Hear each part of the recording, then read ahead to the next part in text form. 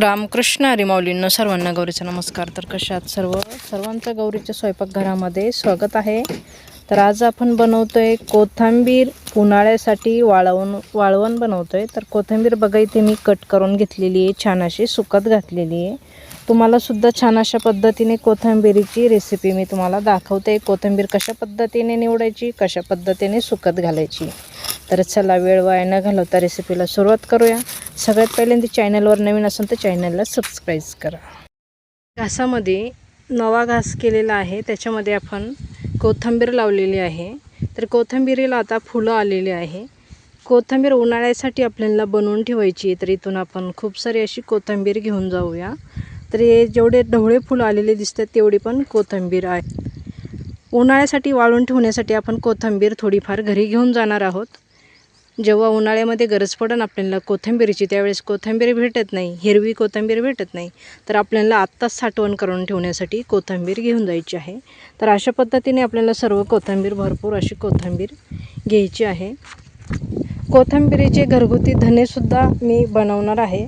आता एवढे जे फुलं आलेले आहे या कोथिंबीरीला, ही कोथिंबीर मी धण्यासाठी ठेवणार आहे. तर घरगुती धने कसे बनवायचे ते सुद्धा आपण बघणार आहोत. तुम्हाला जर समजा चॅनलवर नवीन असेल, घरगुती धने बनवायचे असेल तर कमेंट करून कळवा की तुम्हाला धने बनवायचे आहेत. तर घरगुती कसे बनवायचे ते सुद्धा मी दाखवणार आहे.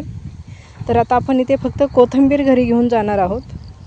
भरपूर अशी कोथिंबीर आहे, घरी घेऊन जाऊ आणि निवडून घेऊ कोथिंबीर. पण खूप सारी कोथिंबीर आणलेली. आता कोथिंबीर आपल्याला स्वच्छ करून घ्यायची, निसून घ्यायची. एक एक पानाचं छान असं मस्त एकदम फ्रेश अशी कोथिंबीर आणलेली आहे मी.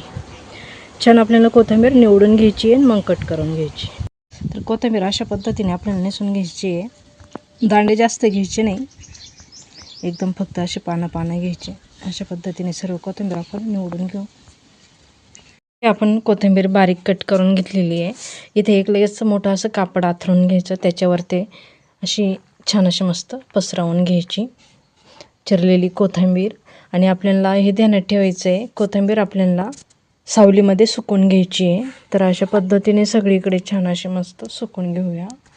इथे आपण कोथिंबीर बारीक कट करून सुकायला टाकलेली आहे. अशा पद्धतीने सुकून घ्यायची आहे, सावलीमध्ये सुकवायची घरामध्ये. तर मी इथे घरामध्ये कोथिंबीर सुकत घालून घेतलेली आहे, एकदम बारीक अशी कट करून घ्यायची.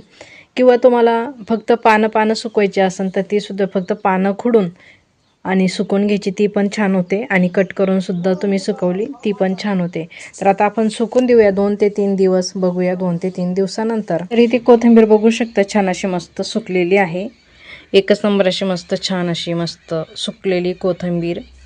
आता 2 दिवस झाले कोथिंबीर छान अशी मस्त सुकते आणि छान मस्त असा कलर आलेला आहे. तिला कलर एकदम असा काळपट झालेला नाही आहे, थोडासा असा भुरकट होतो असा पण झालेला नाही. छान मस्त हिरवाच कलर राहिलेला आहे कोथिंबीरीला. तर तुम्ही जर अशी सावलीमध्ये सुकवली तर अशाच पद्धतीने कलर तिच्यावाला उन्हाळ्यामध्ये सुद्धा असाच राहतो. नाही तर मग थोडासा असा भुरकट कलर होत असतो. तर असा कलर काय होत नाही, एकदम छान असे मस्त हिरवट कलर राहतो अशा पद्धतीने. तर तुम्ही सुद्धा अशी घरच्या घरी कोथिंबीर कट करून आणि सुकवून उन्हाळ्यामध्ये ज्यावेळेस कोथिंबीर भेटत नाही त्यावेळेस अशा कोथिंबीरीचा वापर करू शकता. तर इथे कोथिंबीर छान अशी मस्त सुकलेली आहे. आता एखाद्या बरणीमध्ये भरून ठेवायची, म्हणजे उन्हाळ्यामध्ये आपल्याला केवर पण जाईन. अशा पद्धतीने कोथिंबीर इथं आपल्यावाली सुकलेली आहे. आता एखादी बरणी घेऊ, एखाद्या डब्यामध्ये जरी भरून ठेवलं तरीही काही हरकत नाही, पण पॅक डबा पाहिजे किंवा पॅक बरणी पाहिजे. अशा पद्धतीने कोथिंबीर सुकून आणि भरून ठेवायची. तिचा वाससुद्धा जात नाही, छान असा मस्त वास राहतो. तुम्हाला वाटत असेल कट केल्या सुकल्यानंतर वास जातो, तसं काही नाही, वास छान राहतो कोथिंबीरीला. गावरान कोथिंबीर असल्यामुळं तिचा वास जात नाही. आणि दुसरी जर तुम्ही बदामी जर घेतली तर तिला वास राहत नाही.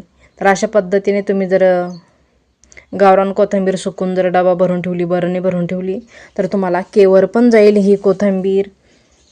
2-3 महिने छान अशी मस्त जाते. तोपर्यंत 2-3 महिन्यानंतर पुन्हा कोथिंबीर बाजारामध्ये उपलब्ध होते, पावसाळा चालू झाल्यानंतर. उन्हाळ्यामध्ये तुम्ही अशा पद्धतीने कोथिंबीर, मेथी सुकून सावलीमध्ये घरामध्ये डबा स्टोअर करून ठेवू शकता, बरणी स्टोअर करून ठेवू शकता. तर आता आपण ही छान अशी मस्त बरणीमध्ये भरून घेऊया.